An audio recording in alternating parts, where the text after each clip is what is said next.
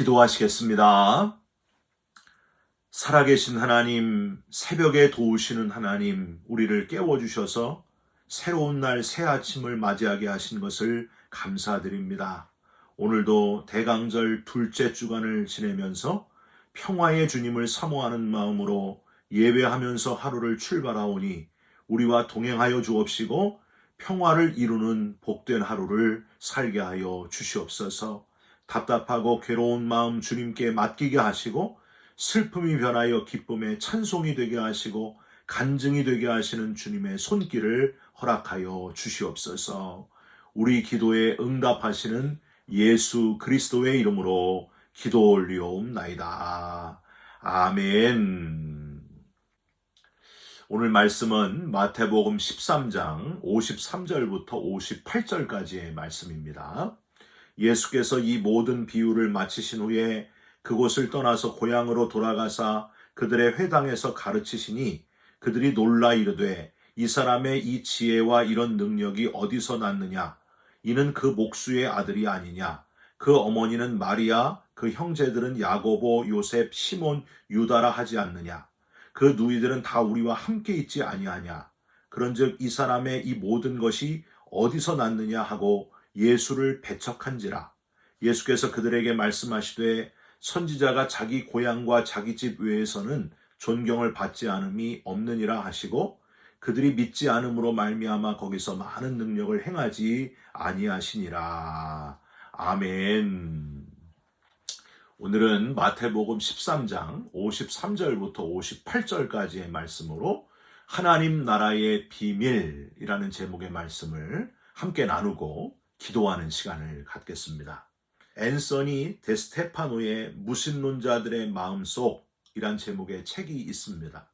기독일보의 한 기자가 이 책을 잘 요약했는데 그 내용이 이렇습니다. 무신론자들도 자기만의 신을 찾는다. 스스로 알든 모르든 무신론자들도 하나님에 대한 갈망을 채워줄 수 있는 생수를 찾고 있다.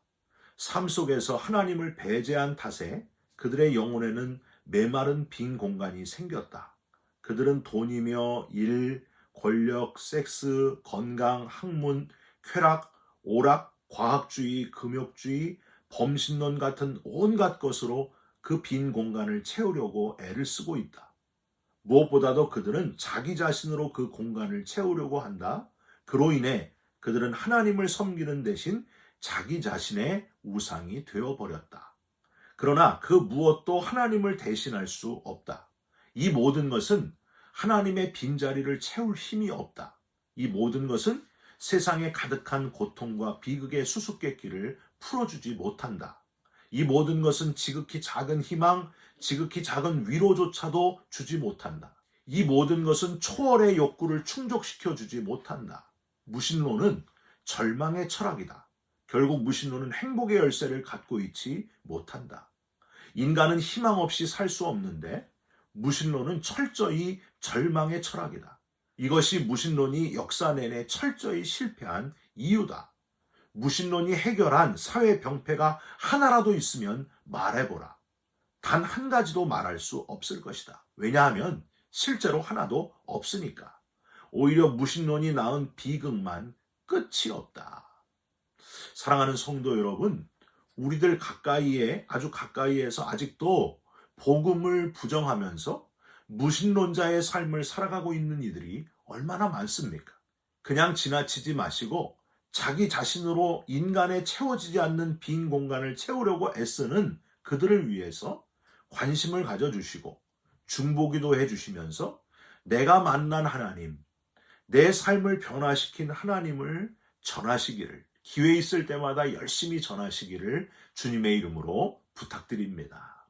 안타까운 거는 가장 가까이에 있는 가족이 오히려 영 모르는 남보다 이 복음을 전하고 받아들이기가 어렵다고 하는 거예요. 제 아버님은 지금 돌아가신 지 한 37년 정도가 되었는데 기독교 3대 집안인 저희 어머님을 만나가지고 교회에 다니겠다고 약속하고 결혼을 했지만은 처음 결혼하고 나서 15년 동안은요, 거의 무신론자의 삶을 살아가셨습니다. 아내와 자식들의 성화에 못 이겨 겨우 교회를 가끔 가기는 하지만 그 마음에 확신이 없이 억지로 교회를 아주 가끔만 가셨던 아버지. 자주 하신 말씀이 뭐였냐면, 왜 서양에서 들어온 신을 믿느냐. 난 바르고 정직하게 살았는데 왜 자꾸 내게 죄가 있다고 하느냐. 죄를 회개하라고 왜 그렇게 억지를 부리느냐. 그런 말씀을 자주 하셨습니다. 그런데 갑자기 뇌졸중으로 쓰러지시면서 인생의 전환기를 맞이하시게 됩니다. 죽음이라는 인간의 한계 앞에서 그동안 가져왔던 자기의 삶에 대해 회의를 느끼게 되고 하나님이 주시는 놀라운 치유의 손길을 경험하게 되면서 구원받아서 완전히 다른 새로운 인생을 걸어가셨습니다. 3년 동안 완전히 다른 진짜 그리스도인이 돼서 사시다가 다시 쓰러지셔서 하나님의 부르심을 받게 되었습니다. 감사한 거는요, 3년 동안이었지만은 짧았지만 참 그리스도인이 되어 소천하시게 됐고 다시 만날 소망이 있기 때문에 얼마나 다행이고 감사한지 모릅니다. 여러분, 오늘 본문을 보시면은 예수님께서 고향 나사렛에 두 번째로 방문하셨는데 가까운 고향 사람들에게, 가족과 같은 그들에게, 무신론자 같은 그들에게 배척을 당하시고 있는 그런 내용입니다. 왜 응원해 줘야 될 고향 나사렛 사람들이 오히려 배척을 하게 되었는가? 두 가지 우리에게 교훈을 줄 수 있습니다. 첫 번째는 상식에 익숙해가지고 하나님의 그 신비를 받아들이지 않았기 때문입니다. 나사렛 사람들은 예수님을 지식으로만 알고 있었습니다. 베들레헴에서 나셨고 실제 어린 시절부터 청년이 될 때까지는 바로 이 나사렛에서 공생의 직전까지 모든 사생활과 가족관계를 아주 소상하게 알고 있었던 나사렛 사람들, 그 주민들. 그렇기 때문에 나사렛 사람들은 회당에서 하나님의 신령한 말씀을 선포하는 예수님의 신적 권위와 위엄은 안중에도 없었습니다. 하나님의 말씀을 선포하는 예수님의 권세를 아주 이상하게 여겼습니다. 우리와 같이 자란 애인데 왜 저렇게 변했나 하고 익숙했기 때문에 그 신비함을 받아들이지 않았다고 하는 거예요. 그래서 55절에 이는 그 목수의 아들이 아니냐, 그 어머니는 마리아, 그 형제들은 야고보, 요셉, 시몬, 유다라 하지 않느냐 하고 의아해하고 있었습니다. 그냥 목수라고 하지 않고요, 그 목수라고 되어 있는 표현은 그만큼 요셉이 당시 나사렛 사람들에게 널리 알려진 아주 익숙한 사람이었다는 거예요. 그냥 동네 주민이었다고 하는 거예요. 그런데 그 익숙함 때문에 예수님을 메시아로, 하나님의 아들로 보는데 장애가 되었다고 하는 겁니다. 12장 46절에는 예수님의 가족이 열거되고 있는데요. 여기서 요셉이란 이름이 빠져 있고요. 또 마가복음 6장 3절에는 예수님이 마리아의 아들 목수라고 소개되고 있어서 학자들은 요셉이 일찍 세상을 떠났구나 하고 추정합니다. 여하튼 예수님은 일찍이 목수 일을 하면서 세상적인 교육 혜택을 못 받고 가정을 부양하면서 자라셨을 것으로 그렇게 예상이 되는데, 예수님 가정에 이런 전후 사정을 모를 리 없는 나사렛 사람들이었기 때문에 선지자처럼 변한 예수님의 모습은 도저히 이해가 될 수 없고 받아들일 수 없는 그런 상황이었습니다. 여러분, 저도요, 제가 자란 한국의 경기도 광명시에 옛날 그 3, 40년 전에 같이 신앙생활했던 옛날 어르신들을 만나면요, 저를 목사로 보기보다는 그 과부, 박권사, 과부의 아들로 그렇게 기억하시더라고요. 중요한 거는 예수님의 이 인간적인 조건과 형편 이면에 있던 신적인 성품, 예수님은 참 신이시기도 하고 참 인간이시기도 한 신격과 인격, 이 둘을 나사렛 사람들은 도저히 받아들일 수 없었다고 하는 거예요. 여러분, 세상 사람들이 신앙을 가지지 못하는 거는요, 예수님을 그저 인간 중에 한 사람으로만 보려고 하는데 그 이유가 있습니다. 기껏해야 성인 중에, 위인 중에 한 사람으로만 보려고 하는 사람들.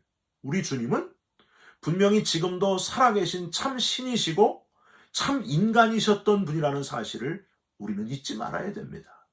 상식적으로 그저 눈에 보이는 것에만 치우치면 상식선에서만 기독교를 이해하려고 하니까 복음이 도저히 받아들여지지 않는 거예요. 여러분, 우리 신앙이 뭡니까? 신비입니다. 신비함입니다. 그걸 믿고 받아들여야 되는 거예요. 상식이 아니라 신비를 인정해야 되는데 그것을 받아들이지 못하는 이 어리석은 인간의 모습. 그런데요, 아까 제 아버지 말씀드린 것처럼 아무리 말로 권유하고 전하려고 해도 스스로 자기 자신이 깨닫게 되기 전까지는 이게 잘 안 되더라고요. 우리가 할 수 있는 거는 포기하지 않고 중보기도 해주는 것이고요. 그 환경, 스스로 살아계신 하나님을 만날 수 있도록, 받아들일 수 있도록 환경을 잘 만들어주는 것. 그게 참 중요하다는 거예요.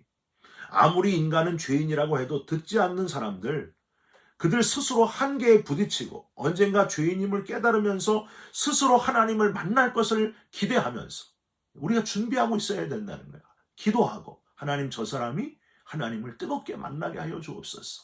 지금은 알지 못하지만 언젠가 그 놀라운 역사가 일어날 줄 믿습니다 하고 기도해 주시기를 주님의 이름으로 부탁드립니다. 특별히 믿지 않는 가족들, 그 기회가 오도록, 그 놀라운 하나님의 역사가 나타나 인생이 변화되도록 여러분 관심 가져주시고 포기하지 말고 끝까지 기도하시기를 주님의 이름으로 부탁드립니다. 바울은 디모데에게 디모데후서 4장 2절에 너는 말씀을 전파하라. 때를 얻든지 못 얻든지 항상 힘쓰라. 범사의 오래 참음과 가르침으로 경책하며 경계하며 권하라 하고 권면했습니다. 때를 얻든지 못 얻든지라는 표현은요, 잘 안 될 수도 있다고 하는 거예요. 오래 참음으로라는 표현은 이게 쉽지 않다는 겁니다. 그럼에도 불구하고 항상 열심히 전해야 된다는 거예요. 포기하지 말고 전하고 기도하고 그렇게 해야 된다는 거예요. 이 신비로운 하나님의 살아계심과 그 역사와 손길을 우리는 알지 못하지만 어느 때에 놀라운 하나님의 손길을 경험하게 되는 역사가 나타나시기를 간절히 기도하시고 간절히 노력하시고 열심히 전하시기를 주님의 이름으로 부탁드립니다. 두 번째로, 나사렛 사람들이 예수님을 배척한 이유는 바로 시기심, 질투심 때문이었습니다. 예수님은 공생의 기간 내내 대적자들로부터 아주 자주 시기와 질투를 당하셨습니다. 마태복음 27장 18절이나 마가복음 15장 10절에 보면은 결국 십자가에 달리도록 넘겨지게 된 주요한 이유가 바로 종교 지도자들의 시기와 질투 때문이었다고 표현되어 있습니다. 나사렛 사람들의 경우도 예외일 수 없었습니다. 미천한 출신으로 목수의 아들이 가난한 가정 환경에서 자란 예수님이 어느 날 선지자가 돼서 많은 사람들로부터 존경받는 건 이게 같은 고향 사람으로 받아들일 수가 없었다는 거예요. 배가 아팠다는 거예요. 시기 질투가 났다는 겁니다. 이 나사렛 사람들의 시기 질투심이 얼마나 컸든지 심지어 마음이 낭망해서 실족할 뻔했다. 그렇게 되어 있습니다. 여러분 57절 첫 문장을 보세요.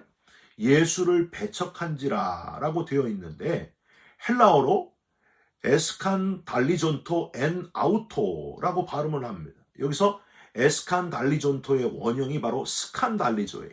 이 스칸달리조는 화가 머리끝까지 나가지고 성이 나다 하는 뜻 말고 낙심하고 실족하다 그런 뜻을 가지고 있습니다. 실로 복음, 구원의 기쁜 메시지를 듣고 감사하고 주님을 극진히 영접하면 좋을 텐데 시기 질투심 때문에 이렇게 예수님 때문에 화가 머리끝까지 나고 성나고 막 낙심하고 절망하고 그랬다고 하는 거예요. 여러분, 이 시기 질투심이 이렇게 무서운 거예요. 저와 여러분 속에 있는 이 시기 질투심을 조심해야 됩니다. 이게 언제든지 불쑥불쑥 나온다고 하는 거예요.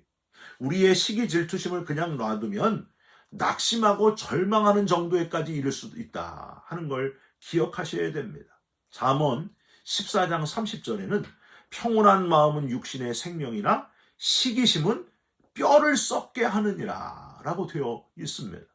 시기 질투가 우리의 뼈까지 썩게 만든다는 거예요. 여러분 얼마나 심각한 표현입니까? 그래서 바울은 고린도 교회가 이 시기 질투로 얼마나 분쟁이 많았는지 고린도후서 12장 20절 후반부에 다툼과 시기와 분냄과 당짓는 것과 비방과 수군거림과 거만함과 혼란이 있을까 두려워하라 하고 권면할 정도였습니다. 베드로는 소아시아에 흩어진 교회들을 향해서 베드로전서 2장 2절에 모든 악독과 모든 거만과 외식과 시기와 모든 비방하는 말을 버리고 갓난아기들 같이 순전하고 신령한 젖을 사모하라 그렇게 권면했습니다. 여러분, 우리가 잘 아는 사랑장 고린도전서 13장에 오죽하면은 사랑은 뭐하지 않으며 시기하지 않으며 라고 되어 있겠습니까? 너무나 많이 말씀드린 사울왕, 질투했던 사울왕, 그 자기 사위 죽이려고 수년 동안 쫓아다녔다는 게 얼마나 이게 참 한심하고 안타깝고 슬픈 이야기입니까? 시기 질투심이 내 핏줄도 경쟁자로 보이게 한다는 사실이에요. 즐거워하는 자들과 함께 즐거워할 수 있어야 됩니다. 슬픈 자들과 함께 울어주기도 하지만 즐거워하는 자들을 시기 질투하지 말고 함께 기뻐하고 박수 쳐주라고 하는 거예요. 남 잘 되면 배가 아프지 말고 남 잘 되면 할렐루야 하나님의 은혜입니다 하고 박수 쳐주고 응원해주는 저와 여러분이 되시기를 주님의 이름으로 부탁드립니다. 제가 아주 자주 말씀드리는 게 있어요. 목사님들 모임에 자주 안 가요, 제가. 그런 이유가 하나 있습니다. 왜냐하면 동창회 모임하고 똑같기 때문이에요. 여러분, 동창회 갔다 오면은 부부싸움이 많이 나잖아요. 왜 그래요? 시기 질투심 때문에 그래요. 가보니까 나보다 공부도 못했고 별로인 애가 너무 잘 먹고 잘 사는 거예요. 그게 배가 아픈 거예요. 여러분, 목사님들도 마찬가지예요. 목사님들 모임에 가면은요, 교회 크기가 너무 커가지고 막 목이 고든 목에 기부스한 목사님들이 있어요. 참 꼴불견입니다. 또 어떤 분은 교회 크기가 너무 좀 작아서 막 그냥 어깨 쭉 늘어져 있어 있고 계시고 막 낙심하고 절망해 계신 목사님들이 있어요. 그것도 보기 안 좋아요. 여러분, 시기 질투심 앞에 우리가 다 너무 자신 있어 하지 말고 넘어질까 조심해야 됩니다. 시기 질투심을 벗어나 하나님이 주신 것에 만족하고 감사하고 기뻐하고 행복하게 살아가시기를 주님의 이름으로 부탁드립니다. 예수님은 하나님의 아들이시면서 인간의 몸을 입으시고 참 신이시고 참 인간으로 세상에 어느 누구도 하지 못한 생명을 바친 사랑과 죽음을 넘어서 영생을 얻는 부활의 첫 열매가 되는 그 신비한 길을 걸어가신 분이셨습니다. 예수님은 주위의 시기 질투심으로 십자가에 못 박히게 되고 또 사람들이 예수님을 죽이라고 하는 그 외치는 그 군중들 속에서 그 사람들에 연연하지 않고 끝까지 십자가를 지고 인류 구원을 이루신 분, 저와 여러분을 위해서 십자가에서 대신 죽어주심으로 우리를 건져내신 분이 바로 예수님이십니다. 내 주위의 모든 이들이 상식 속에 갇혀있지 말고 신비의 예수님을 만나도록 발견하도록 여러분 중보 기도해 주시고 열심히 기회 있을 때마다 전하시고 증인이 되시기를 주님의 이름으로 부탁드립니다. 내 안에 시기 질투심을 철저히 벗어버리고 낙심하지 말고 절망하지 말고 주신 것에 감사하면서 하루하루를 살아가시기를 주님의 이름으로 부탁드립니다. 영원한 하나님 나라의 소망을 품고 오늘도 힘있게 평화의 주님을 사모하면서 승리하는 하루를 살아가시기를 주님의 이름으로 축원드립니다. 같이 기도하겠습니다. 하나님, 나사렛 사람들처럼 주님을 배척하는 마음, 그 마음이 우리들 속에도 있습니다. 눈으로 보이는 것, 상식적인 것에 사로잡혀서 신비의 주님을 깨닫지 못하는 우리들입니다. 다시 깨닫게 하여 주옵시고 내려놓게 하여 주옵소서. 내 안에 시기 질투심을 다 내려놓고 오직 주님으로 인하여 기쁘고 감사하고 만족하면서 살아가는 우리 모두가 되게 하여 주시옵소서. 예수 그리스도의 이름으로 기도 올리옵나이다. 아멘. 하늘에 계신 우리 아버지여, 이름이 거룩히 여김을 받으시오며 나라가 임하시오며 뜻이 하늘에서 이룬 것 같이 땅에서도 이루어지이다. 오늘날 우리에게 일용할 양식을 주옵시고 우리가 우리에게 죄진 자를 사하여 준 것 같이 우리 죄를 사하여 주옵시고 우리를 시험에 들게 하지 마옵시고 다만 악에서 구하옵소서. 나라와 권세와 영광이 아버지께 영원히 있사옵나이다. 아멘. 사랑하는 성도 여러분, 살아계신 우리 주님, 신비의 주님을 체험하시기를 주님의 이름으로 축원드립니다. 시기 질투심을 다 버리고 감사로 하루를 살아가시기를 간절히 부탁드립니다. 여러분 사랑합니다. 축복합니다. 감사합니다.